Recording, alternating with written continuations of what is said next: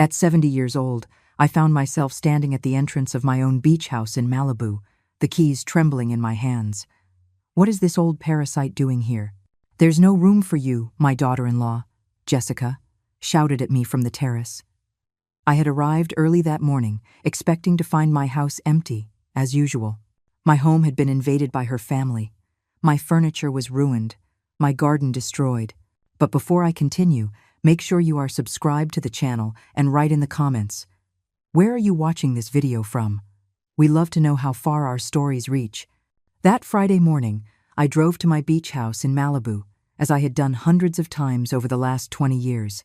The route was familiar, the curves of the coastal highway, the smell of salt in the air, the sight of palm trees swaying against the blue sky. This house represented everything I had achieved in my life. Every brick, every tile, every plant in the garden had been bought with the money I earned working as a seamstress ever since I was widowed. When I turned into the driveway, I noticed something strange. There were cars I didn't recognize parked in my garage. Loud music echoed from the property, a festive sound that seemed out of place in the quiet refuge I had created. As I parked, I felt a tightness in my chest, that sixth sense that warns us when something isn't right. When I got out of the car, the impact of what I saw took my breath away. My beautiful garden, which I tended to myself every weekend, was devastated. Empty beer cans dotted the perfectly cut lawn. Children were running across the terrace, kicking a ball against my pots of red geraniums that I cultivated with so much love. The wicker chairs I had bought the previous year were covered with wet towels and dirty clothes. I walked slowly towards the entrance, the keys weighing in my hands as never before. That's when I saw her. Jessica, my daughter-in-law, standing in the main doorway as if she owned the place. She was wearing my favorite apron, the one I had embroidered myself a decade ago.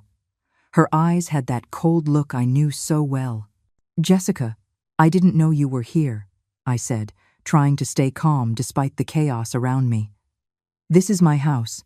I come here every holiday weekend, for the last 20 years. She laughed. It wasn't a normal laugh. It was a sound loaded with cruelty that made me feel small and insignificant, as if I were the intruder on my own property. "Oh, please," she scoffed. "Robert told me we could use the house whenever we wanted. Besides, we're doing something productive here. You just come to complain and ruin our family plans." Before I could answer, more people began to appear behind her. Veronica, her sister, with her 2 teenage sons, her gray-haired mother who looked at me with disdain, an older man in a Hawaiian shirt, a young woman with a baby in her arms, and another man smoking calmly on my porch. They all looked at me as if I were the problem. "Is this the famous mother-in-law you talk about so much?" Jessica's mother asked, sizing me up from head to toe. I thought she'd be more imposing. She seems rather common. The snickers that followed hit me like arrows. There I was, at 70 years old, in my simple travel clothes, being ridiculed by strangers on the property I built with the sweat of my labor. "Where is Robert?" I asked, feeling my heart race. My son needed to be there to explain this absurd situation. "Robert is working, as always," Jessica replied, crossing her arms. "Unlike you, he has real responsibilities. Look, Eleanor, there's no room for you here. The bedrooms are all occupied. The kitchen is being used to prepare food for the whole family, and frankly, your presence is only going to create unnecessary tension." I stood there, paralyzed. She was actually kicking me out of my own house, the house I built brick by brick after my husband's death, the house I worked days and nights as a seamstress to pay for. "Besides," Jessica continued with a venomous smile, "I already spoke with Robert, and we agree that this house needs to be used more. It makes no sense for it to be empty most of the time while you live comfortably in Chicago. We have children who need space to grow." Her words hit me like stones. 20 years building this place after my husband died. 20 years paying every cent of the mortgage with the money I earned sewing clothes for other people's families. 20 years tending to every detail, every plant, every corner of this place that had become my personal sanctuary. "This house is mine, Jessica," I managed to say, though my voice sounded weaker than I would have liked. "I have the deeds. I pay all the bills. Oh, that's enough," she interrupted, raising her voice. "It's always the same thing. That it's yours, that you pay. Robert is your son, isn't he? What's yours is also his, and what's his is also mine. That's how normal families work. The children stopped playing, and everyone watched me in silence. I could feel their eyes judging me, waiting for my reaction. Humiliation burned my cheeks like fire, but something inside me refused to break. One of the teenagers, who seemed to be Jessica's niece, came closer and looked at me insolently. "Why don't you just go to a hotel? There's no space for anyone else here."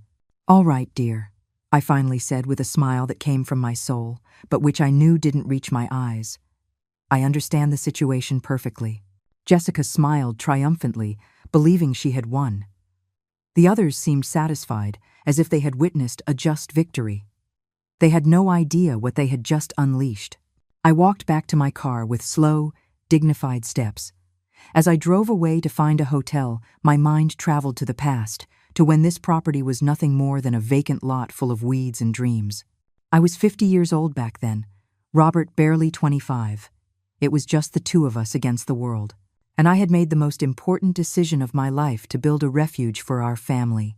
The Pacific View Inn cost me $285 a night, money I hadn't planned on spending because I was supposed to be sleeping in my own bed. But there I was, checking in like any other tourist while my house was occupied by invaders who felt entitled to my property. That night, sitting on the hotel balcony, looking at the lights of my house in the distance, I felt something I hadn't felt in decades. A cold, calculated anger beginning to form inside me. It wasn't that impulsive anger that makes you scream and lose control. It was something much more dangerous. It was the intelligent anger of a woman who had survived poverty, widowhood, and decades of hard work. Jessica had made a fatal mistake. She had underestimated Eleanor Vance.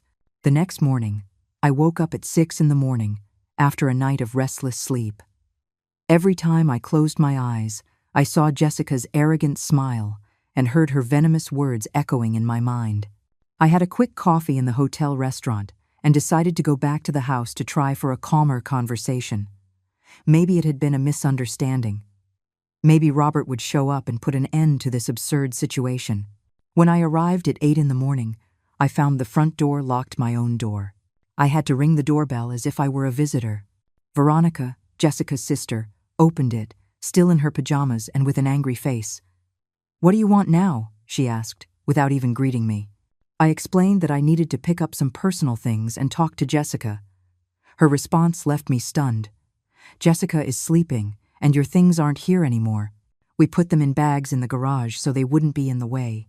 My things, in bags, in the garage, as if they were trash. I felt as if I had been stabbed in the chest. She let me in, but I felt like an intruder in my own home. The smell was different, a mix of strange food, cigarette smoke, and cheap perfume. The living room was unrecognizable, filled with inflatable mattresses and clothes scattered everywhere. When I entered the kitchen, my heart almost stopped. My beautiful kitchen, the one I designed thinking of all the family meals I would prepare there, was completely destroyed. The stove was covered in burnt grease, the sink overflowing with dirty dishes that already smelled bad. My best pans had permanent stains on the bottom. "Where are my porcelain plates?" I asked, my voice trembling. "Oh, some of them broke. The kids were playing and you know how they are. Jessica says they were very old anyway." My porcelain plates, which I bought one by one over the years, saving up to complete the set, which I only used on special occasions because I treated them like treasures, were broken, discarded, as if they had no value. I went upstairs to my master bedroom, the sanctuary where I had planned to rest. The door was open, and inside was Jessica's mother, organizing clothes in my closet as if it were her own. "Excuse me," I said, trying to maintain my composure. "This is my room." "Ah," my daughter Jessica explained everything. "Don't worry, I'll take very good care of your things. Look, I even organized your clothes in these bags so they don't get wrinkled. My dresses, my blouses, my shoes, all my personal clothing was stuffed into plastic bags like items destined for donation. 2 unknown boys were sleeping in my bed, and my favorite pillows were on the floor, covered in stains." As I took in this surreal scene, I noticed something that caught my attention. My secret closet, That hidden space behind the main wardrobe where I kept important documents and items of sentimental value, was ajar. A place that no one but me should know about. With my heart pounding, I waited for Jessica's mother to leave the room for a moment and went to the closet. The space had been completely violated. My documents were in disarray, some on the floor. The jewelry I inherited from my mother was gone. The property deeds for the house were crumpled, as if someone had looked through them carelessly.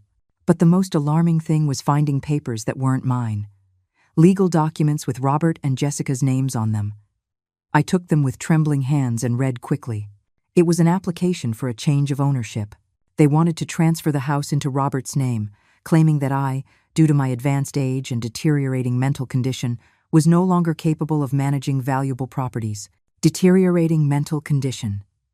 Me, the woman who had managed her finances perfectly for 70 years, who had built a fortune from scratch, who still worked and maintained her financial independence.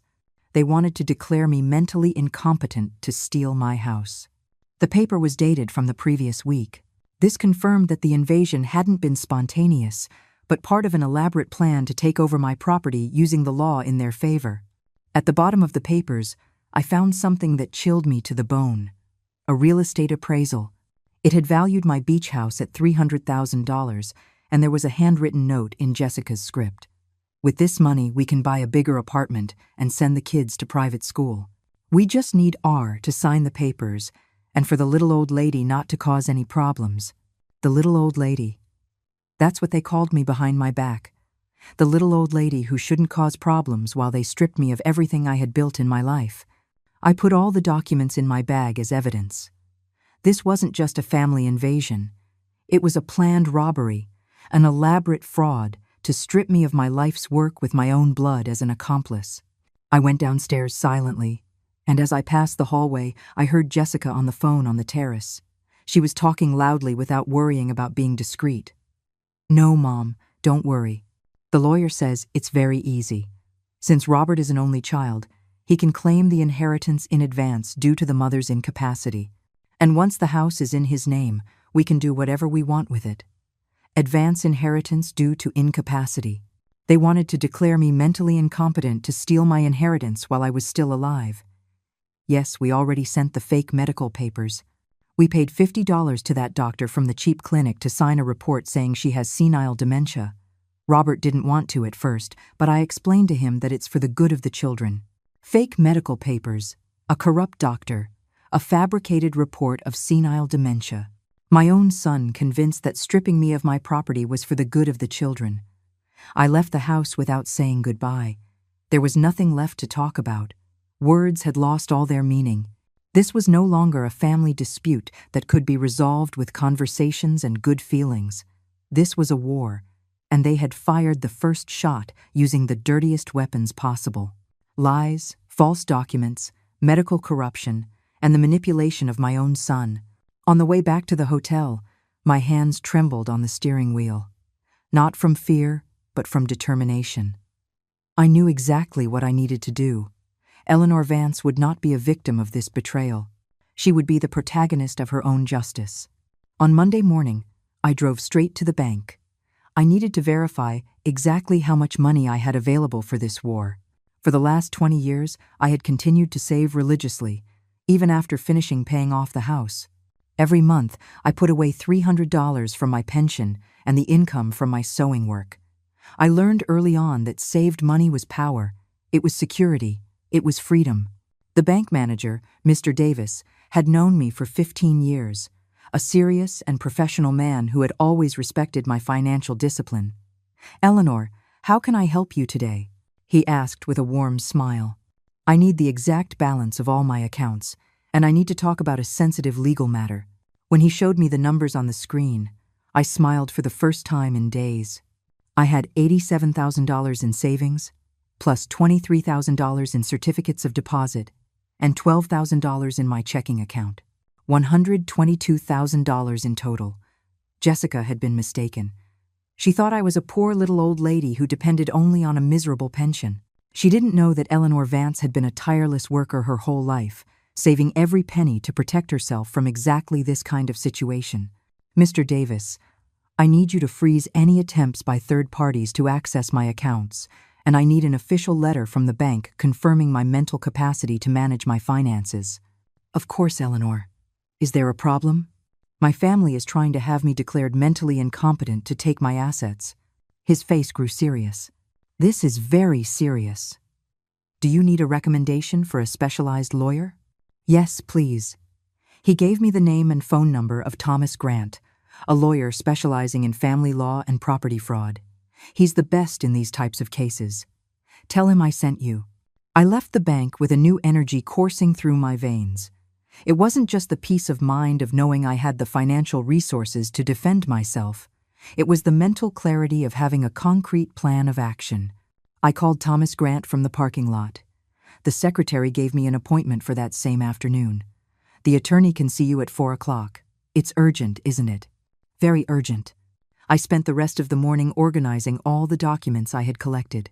The fake property transfer papers, photos of the damage to my house, the list of stolen items, and copies of all my legitimate property deeds. I also printed out screenshots of Veronica's social media, where she was bragging about her new beach house. At 4 o'clock, I was sitting in Thomas Grant's elegant office. He was a middle-aged man with graying hair and intelligent eyes that inspired immediate confidence. Mrs. Vance, tell me everything from the beginning. Don't omit a single detail. I narrated the entire story, the invasion of my house, Jessica's humiliations, the fraudulent documents, the fake medical report, the stolen jewelry, Robert's betrayal. He made detailed notes, asking precise questions that showed his experience in these types of cases. Do you have the original property documents? He asked, looking over his glasses. Yes, all of them. The house is 100% in my name. I paid every cent for the construction, and I have all the receipts from the last 20 years. The doctor who supposedly signed the dementia report, has he ever examined you? Never in my life. I don't even know his name. Excellent. This is falsification of medical documents, a federal offense. Do you have any documentation for the stolen jewelry? Yes. Some of it, especially my late husband's watch, is insured for $3,000. Thomas smiled. Mrs. Vance, your case is solid, very solid. We have property invasion, theft, document forgery, attempted property fraud, and possibly medical corruption. Your family has gotten themselves into big trouble. What can we do? Several things. First, tomorrow we are going to file an eviction lawsuit for illegal invasion. Second, we will report the theft of your jewelry to the police. Third, we will report the falsification of medical documents to the medical board and the district attorney's office. And fourth, we will request a restraining order to prevent them from continuing to use your name fraudulently. How long will all this take? The eviction can be immediate if the judge sees clear evidence of invasion. In cases like this, where the invaders have no legal right to the property, the law acts quickly. How much will it cost? My fee is $5,000 for the entire process. Can you pay it? I can pay it today if you like. His smile widened. I like working with clients who take their legal defense seriously. Mrs. Vance, your family thought you were a helpless little old lady, but they were mistaken. You are a prepared woman. I've been preparing to defend myself from the world for 70 years, counselor. I'm not going to stop now. Excellent attitude. One important question. Are you willing to go all the way with this? Because when we start this process, your relationship with your son will likely be irreparable. I was silent for a moment, thinking of Robert, of the boy he had been, of the man he could have been, of the coward he had become. Counselor, my son betrayed me for money, declared me mentally incompetent for money, and publicly humiliated me for money. If our relationship can be broken so easily over money, then it was never a real relationship to begin with. Thomas nodded with respect. Understood. We will proceed with everything. First thing in the morning, we will file all actions. There's something else. I want them to understand that they completely underestimated their opponent. I want them to learn that the consequences of betraying family are real and permanent. What do you have in mind? I want this process to be public. I want all their friends, neighbors, and acquaintances to know exactly what they did. I want the social cost of their betrayal to be as high as the legal cost. That can be arranged. Court records are public, and we can make sure the local media hears about such a scandalous case. I left that office feeling completely different. I was no longer Eleanor Vance, the betrayed and humiliated mother. Now I was Eleanor Vance, the woman who was fighting back with every legal weapon at her disposal. That night, from my hotel room, I called my sister Laura in Phoenix. I told her the whole story. "Eleanor, I can't believe Robert would do that after everything you sacrificed for him. It no longer matters what I sacrificed, Laura. What matters is what I'm going to get back." I hung up the phone and sat on the bed, looking towards my house. From the hotel window, I could see the lights on, the music still playing, the celebration continuing as if nothing had happened. Tomorrow would be a very different day for all of them. On Tuesday, at 8 in the morning, Thomas Grant arrived at my house with 3 legal documents, a police officer, and a notary public. I arrived at the exact same time in a taxi, dressed in my best gray suit and carrying a briefcase full of evidence. Jessica's family was having breakfast on my terrace when they saw the legal caravan park in the garage. I saw Jessica drop her coffee cup when she recognized the official plates of the police cruiser. "Good morning," Thomas said in a professional and loud voice. "I am attorney Thomas Grant, legal representative of Mrs. Eleanor Vance, the rightful owner of this property. We have come to deliver an immediate eviction order for illegal invasion." Jessica ran off the terrace with a look of panic on her face that I will never forget. Veronica appeared right behind her, recording everything with her cell phone as if it were another episode for her social media. Jessica's mother, who was wearing one of my robes, looked confused and scared. The officer presented the eviction order and began to list the violations: invasion of private property, destruction of personal property, theft of valuable items. As he spoke, I watched the face of each of them, the shock, the disbelief, the growing fear that their actions would have real consequences. "You have exactly 2 hours to collect your personal belongings and leave the property," the officer announced. "Any item belonging to Mrs. Vance must remain here. I will supervise the process to ensure that you do not take anything that does not belong to you." 2 hours? Veronica shouted. "This is impossible. We have children here." "You should have thought of that before invading someone else's property," the notary replied with professional calm. At that moment, Robert arrived, driving at high speed. He got out of the car with an expression of total desperation. Surely someone had told him about the police arriving. "What's going on here?" he asked, almost out of breath. "Your wife and her family are being legally evicted from your mother's property for illegal invasion," Thomas explained. "And you are being subpoenaed as an accomplice in a case of attempted property fraud." "Property fraud?" I showed him the documents. "The property transfer papers you were going to sign to steal my house, Robert. The papers your wife had hidden in my secret closet." Robert turned pale. I looked him in the eyes, searching for some trace of the son I raised, but I only found the gaze of a stranger, a man who had chosen to betray his own mother for money. "Mom, I can explain," he said in a trembling voice. "There's nothing left to explain. You've already made your decision." Jessica approached Robert and whispered something in his ear. He shook his head, clearly uncomfortable. "What is your wife telling you, Robert?" I asked. "Does she want you to tell the police that you have mental problems? That you make things up?" Those words hurt me more deeply than any insult Jessica had uttered. Even in the face of the evidence, in the face of the law, in the face of everything that was happening, they were still trying to label me as mentally incompetent. "Mr. Robert Vance," Thomas intervened, "here is your official subpoena.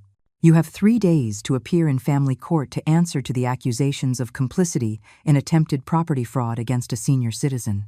"Complicity? But I'm her son. She can't sue her own son." "Mr. Vance," the officer said, "the law makes no exceptions for kinship when it comes to fraud and theft. A crime is a crime, no matter who commits it." The next 2 hours were a spectacle of chaos and humiliation for Jessica's family. From the terrace of my recovered home, I watched as the invasion they had planned so carefully completely unraveled. Jessica's mother was the first to break. After half an hour of crying and shouting, she sat on the stairs and refused to help with the packing. "This is your fault, Jessica," she screamed at her daughter. You told me everything was taken care of. You told me the little old lady had agreed to everything. Mom, shut up and help me pack, Jessica responded, desperately stuffing clothes into plastic bags. The children ran through the house crying and screaming, not understanding why they had to leave the paradise where they had been playing. A boy of about 8 came up to me, with red, confused eyes. Ma'am, why are you kicking us out? We didn't do anything wrong. My heart broke a little. The children were innocent in all this, pawns in their parents' scheme. I'm not kicking you out because you did something wrong, I explained in a soft voice. I'm asking you to leave because this is my house, and your family came here without asking my permission. But my mom said it was our house now. Your mom was mistaken. Jessica heard our conversation and came over, furious. Don't talk to my children. You have no right to confuse them even more. I'm not confusing them. You confused them by bringing them to a house that wasn't yours. This house is ours. Robert is your son. Children inherit from their parents. Children inherit when their parents die, not when their parents are still alive and well. You're already old. What do you need such a big house for at your age? Thomas intervened immediately. Ma'am, every comment you make about my client's age is being documented as additional evidence of age discrimination and psychological abuse against a senior citizen. Jessica fell silent instantly, her face red with anger. Robert had been carrying suitcases to the cars in complete silence, avoiding my gaze. When there were only 30 minutes left, he finally approached. Mom, we need to talk. There's nothing left to talk about, Robert. Look, I admit things got out of hand, but we can fix this. We can reach a family agreement without involving lawyers and police. What kind of agreement? You keep the house, of course. We accept that it was a mistake to come without telling you, and in return, you drop all the actions. And the jewelry? We'll return everything that was taken by mistake. By mistake? Do you really think I'm going to accept that stealing my mother's jewelry was a mistake? Mom, it wasn't theft, it was a misunderstanding. And the fake medical report was also a misunderstanding? And the request for property transfer due to mental incapacity? And publicly humiliating me by calling me a parasite? He remained silent, unable to find excuses for so many betrayals. It wasn't me, it was Jessica, he finally muttered. But you were there. You saw me being humiliated by your wife in my own house, and you said nothing. I didn't know what to say. You knew exactly what to say, Robert. You knew you had to defend your mother, but you chose to remain silent so as not to upset your wife. He became desperate, trying to find an escape that no longer existed. Okay, Jessica behaved badly. I admit it. What more do you want me to say? I want you to tell me the truth. I want you to admit that you planned to steal my house using false documents. I want you to admit that you betrayed me for money. I didn't betray you for money. I did it for my family. And what am I, Robert? Am I not your family? Yes, you are my family. But Jessica and the children are my main responsibility now. So your main responsibility now is to steal from your mother. Robert put his hands on his head in frustration. Mom, you don't understand. We have huge expenses. The kids need private schools, clothes, vacations. Jessica's house needs repairs. I work day and night, but the money is never enough. And that's why you decided that I had to pay your bills with my life's work? You live alone in a small apartment. You don't need such a big beach house. It's a waste. There it was. The truth had finally emerged. Robert hadn't betrayed me out of love for his family. He had betrayed me because he thought I didn't deserve what I had worked my whole life to achieve. A waste. I repeated the word slowly, feeling its weight on my tongue. Mom, I didn't mean it in a bad way. My 30 years of working day and night are a waste. My discipline of saving every penny to build this house is a waste. My sacrifice of raising you alone after I was widowed is a waste. That's enough, Robert exploded. It's always the same with you, always reminding me of everything you sacrificed, always making me feel guilty for having my own life. The silence that followed was absolute. Even Jessica stopped packing to listen. There's the truth, I said with a calm that surprised me. You didn't betray me for money. You betrayed me because my sacrifices for you became a psychological burden you couldn't bear. I didn't say that. You didn't have to say it. You just screamed it. Robert stood there, breathing heavily, his face red with shame and anger. You know what the saddest thing about all this is, son? If you had asked me for help directly, I would have helped you. If you had told me you were having financial problems, we would have found a solution together. But you preferred to conspire behind my back, humiliate me publicly, and try to rob me using the law. Why? Because I knew you would say no. How did you know if you never asked me? Because you've always been very attached to your money, very controlling with your life's work. Controlling? Robert, I paid for your college. I bought your first car. I lent you the money for the down payment on your house. I helped you financially dozens of times in your adult life. Yes, but always with conditions, always reminding me that it was your money, that it was your sacrifice. I finally understood everything. Robert hadn't betrayed me out of greed. He had betrayed me out of pride. His manly pride couldn't stand to continue being financially dependent on his old mother. You know something, Robert? You're right. I should have forced you to be more independent when you were younger. I should have let you solve your own problems instead of always rescuing you. But it's too late to change the past. And now you will have the chance to be completely independent because, from now on, you will solve all your financial problems without my help. Thomas looked at his watch. Ladies and gentlemen, you have 10 minutes left. The final outburst was chaotic. Jessica screaming orders, the children crying, Robert carrying the last suitcases with an expression of total defeat. When they were finally all in their cars, Jessica rolled down her window and shouted one last threat. This isn't over, you bitter old woman. We're going to appeal. We're going to prove that you're crazy. Go ahead, I replied calmly. My lawyer will be waiting for you. The cars drove away, kicking up dust in my garage. Robert was the last to leave. He looked at me in the rearview mirror, but I had already turned my back on him. Thomas approached. How are you feeling, Mrs. Vance? Tired, I answered honestly. But free. Free from having to pretend we're a happy family. Free from having to excuse betrayal with motherly love. Free from pretending this can be fixed with forgiveness and forgetting. The officer said goodbye. The notary finished his documents. Thomas handed me the keys to my own house, his Mrs. Vance. Your house has been officially recovered. I walked up the steps of my terrace and sat in my favorite chair. For the first time in a week, I was alone in my own home, but the final act of this play was yet to come. That afternoon, I hired a professional cleaning service to erase all traces of the invasion.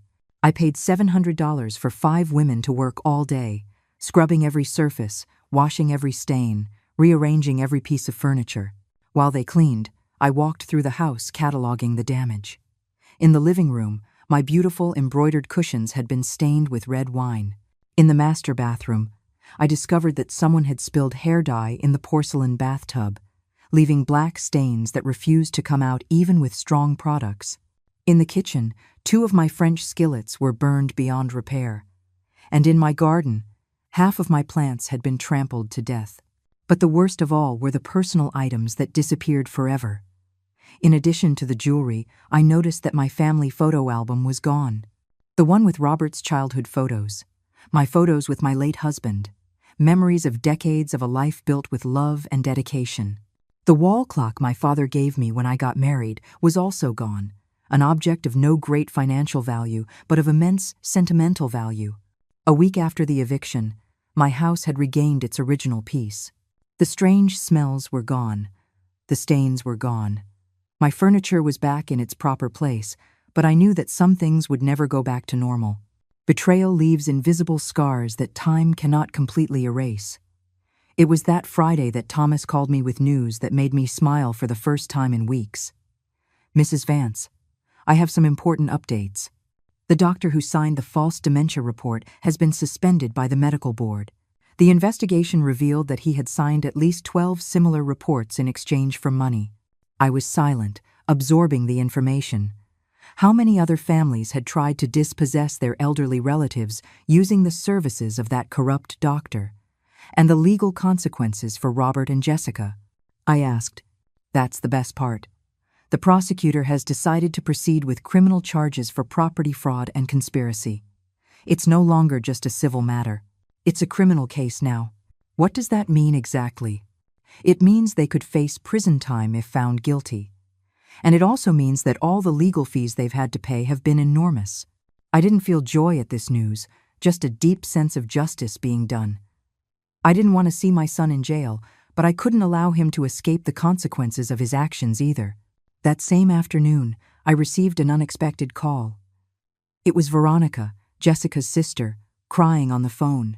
"Eleanor, please, we need to talk." Jessica is desperate. Robert has already spent over $15,000 on lawyers, and the legal proceedings aren't even over yet. And what does that have to do with me? We want to apologize. We want to fix things. Do you want to fix things? Or do you need me to drop the charges because you're running out of money? Ma'am, please. Jessica has children to support. Robert could lose his job if this becomes public in his office.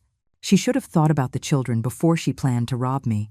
And Robert should have thought about his job before he falsified medical documents. But you already got your house back. You've already won. Why keep punishing us? Because getting my house back doesn't erase the humiliation. It doesn't return the stolen jewelry. It doesn't undo the psychological damage of being betrayed by my own son. We can return the jewelry. It's at my mom's house. The jewelry that was taken by mistake? The jewelry that you accidentally stole during the confusion of the move? Ma'am, please. Veronica, tell your sister that if she wants to talk to me, she can come here personally and bring all the stolen jewelry. I hung up the phone, feeling a strange mix of satisfaction and sadness. The satisfaction came from seeing how the tank they had designed to destroy me was completely falling apart.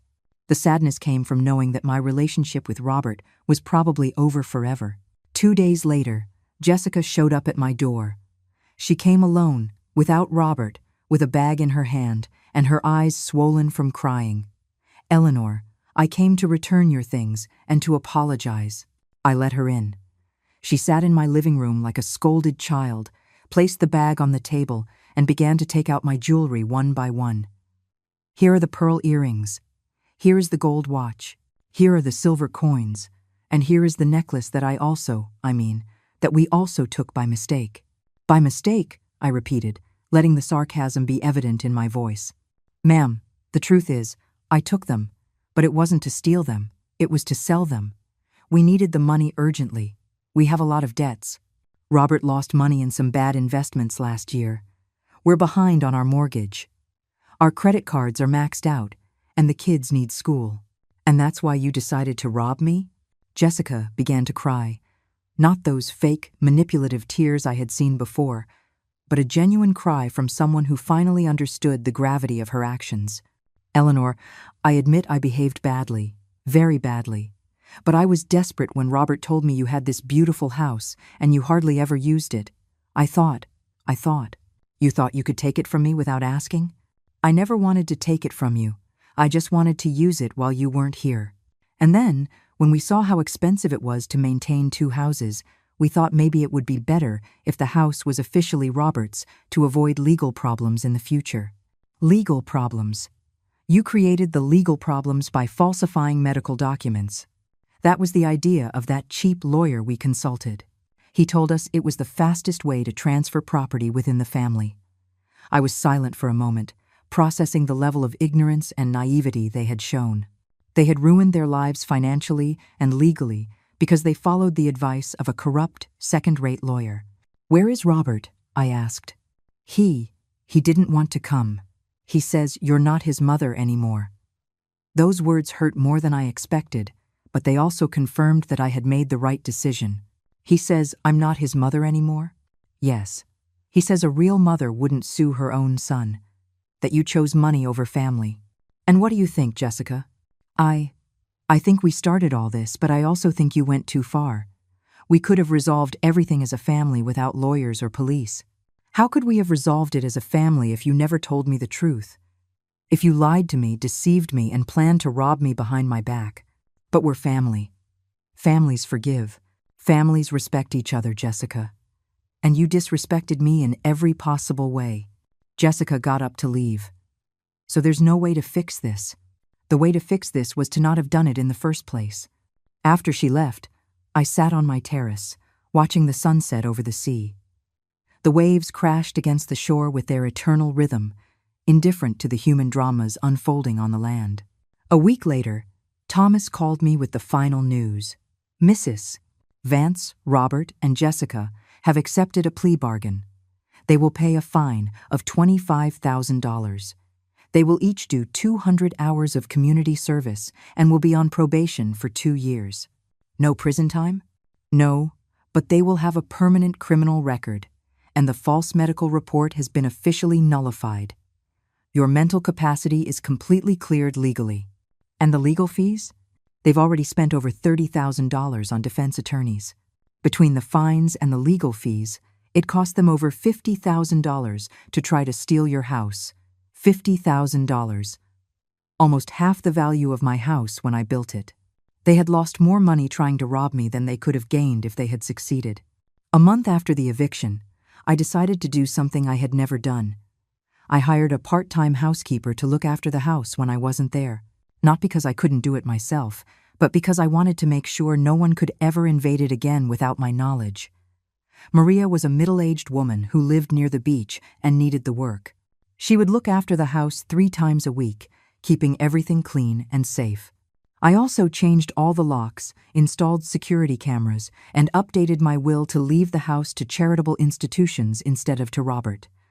If he wanted total financial independence, he would have it. One Sunday afternoon, while rearranging some things in the master bedroom, I found an old photo that had fallen behind the dresser. It was Robert at 8 years old, sitting on the beach where years later I would build this house. His childish face was smiling at the camera, showing missing teeth, his eyes shining with pure happiness. I was next to him, younger, with black hair without a single gray strand, holding him by the shoulders with pride. For a moment, I felt a pang of sadness so sharp that I had to sit on the edge of the bed. How had we gotten to this point? How had that smiling boy transformed into a man capable of betraying his own mother? Where did I go wrong? Perhaps Robert was right about one thing. Maybe I had been too controlling with my money, constantly reminding him of my sacrifices. Maybe I should have found a better balance between helping him and letting him learn to be independent. But did that justify the betrayal? Did it justify falsifying medical documents? Did it justify trying to rob me? No, nothing justified that. Our mistakes as parents can explain some things, but they do not absolve our children of their moral responsibility as adults. Robert was no longer that 8-year-old boy. He was a 45-year-old man who made conscious decisions and now needed to live with the consequences. I put the photo in a drawer. Those memories belonged to the past, and I needed to look to the future. 6 months later, I received a letter from Robert. A letter, not a call. He didn't even have the courage to speak to me directly. "Mom, I hope you are well. The kids ask about you. Jessica and I have learned our lesson. Maybe someday we can be a family again." I didn't answer the letter. Real families don't betray each other for money. Real families don't humiliate their elders. Real families don't plan robberies using false documents. Robert had decided that money was more important than his mother. I had decided that my dignity was more important than automatic forgiveness. The following spring, I decided to spend a whole month at the beach house. It was the first time I had stayed there for so long since the incident. I invited my sister Laura to spend 2 weeks with me. Together, we planted new flowers in the garden, cooked dishes from our childhood, and talked for hours on the porch, watching the sea. "Do you miss him?" Laura asked me one night as we drank tea. Every day, I answered honestly. But I miss the son I thought I had, not the man he proved to be. Do you think you'll ever forgive him? Maybe. But forgiveness doesn't mean forgetting or pretending that nothing happened. It means accepting what happened and moving on. And for now, moving on means keeping my distance. On my 71st birthday, I received a card from Veronica. Inside was a picture of the children and a note saying they missed me. I was surprised. Of all people, I would never expect a gesture of kindness from her. Maybe she had also learned a lesson from all this. I sent gifts to the children for Christmas, but not to Robert or Jessica. The children were not to blame for their parents' actions. They deserved to know that they still had a grandmother who loved them, even from afar. I started attending a support group for senior citizens in Chicago. There I discovered that my story, unfortunately, was not unique. Many other seniors had faced similar situations with their families. Some had lost everything because they didn't have the courage or the resources to fight back. Others, like me, had found the strength to defend what was rightfully theirs. A woman named Dolores told me that her son had sold her house while she was in the hospital, claiming that she would not be coming home. When she recovered, she discovered she had nowhere to live. Another woman, Carmen, said that her 3 children had emptied her bank accounts while she was battling cancer, leaving her with no money for treatments. Their stories made me realize that what happened to me was not just an isolated family drama. It was part of a larger social problem, the lack of respect for and exploitation of the elderly, often by their own families. I decided to use my experience to help others in the same situation. I started giving talks about the rights of senior citizens at community centers. I shared my story and taught others how to protect themselves legally. I also became a volunteer on a support hotline for elderly victims of family abuse. Every time I managed to help someone defend their rights, I felt that the pain I went through gained a new meaning. A year after the incident, I learned from Laura that Robert and Jessica had divorced. Apparently, the financial pressure and social scandal had been too much for their marriage. I didn't feel joy at the news, only a deep sadness for all the lives that had been affected by such wrong choices. One Saturday afternoon, while watering the plants in the garden of my beach house, an unfamiliar car parked in the driveway. It was Robert, alone. He got out of the car slowly, as if he were carrying an invisible weight on his shoulders. "Mom," he said simply, standing a few feet away. I looked at him without saying anything. His face was thinner, with new wrinkles around his eyes. He seemed to have aged 10 years in just one. "I came to ask for forgiveness," he said, his voice breaking. "Not because I need money or help, not because I want anything from you, but because I finally understand what I did." I continued in silence, letting him speak. "I betrayed you in the worst possible way. I let my own mother be humiliated and nearly robbed. I signed false papers. I stayed silent when I should have defended you. There are no excuses for what I did."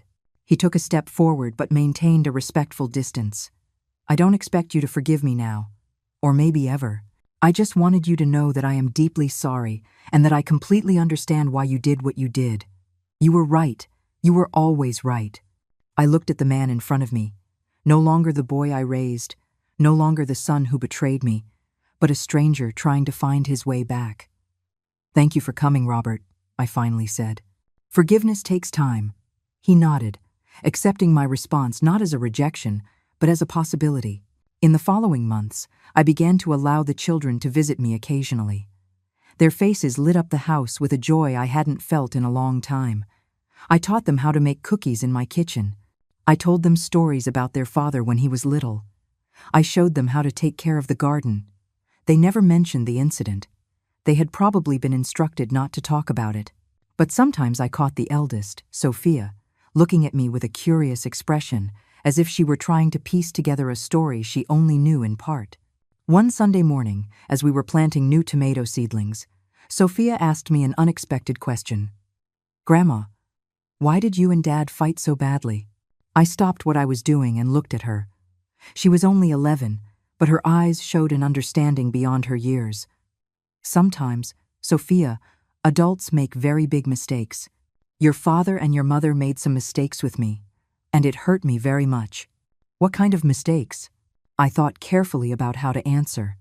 I didn't want to poison her relationship with her parents, but I didn't want to lie either. They tried to take something that was mine without asking permission. Something that was very important to me. "This house?" "Yes, this house." She continued digging a small hole for the tomato seedling, processing the information.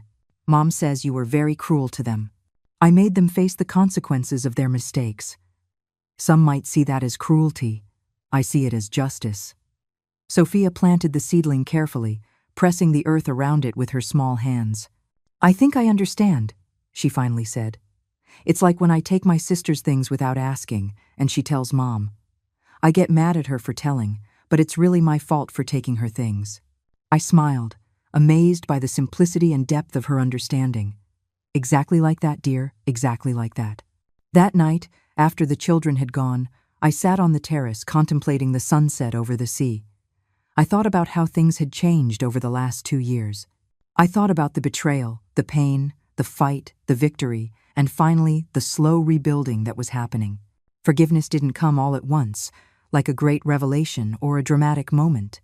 It came little by little, in small moments of connection, in honest conversations, in shared silences. It wasn't the kind of forgiveness that erases the past or pretends that nothing happened. It was a forgiveness that acknowledged the wound but chose not to let it define the future. Robert would never be the perfect son I had imagined. I would never be the perfect mother he might have wished for. We were two imperfect people, bound by blood and decades of shared history, trying to find a new path through the ruins of the old one.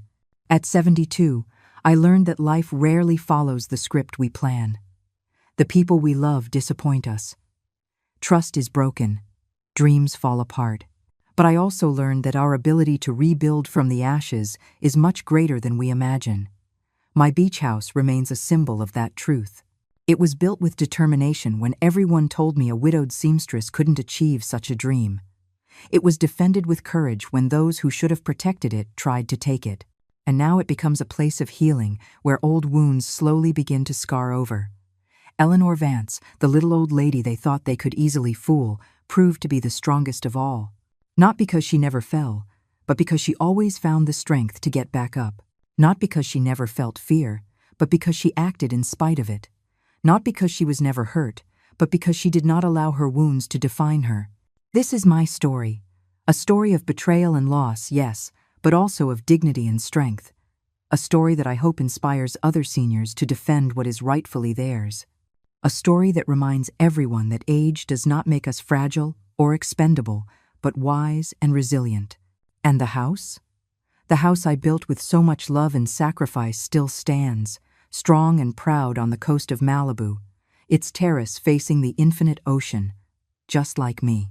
Now, if you like this story, click on this next video that appears on the screen, because in it is a story of betrayal and revenge like you've never seen before.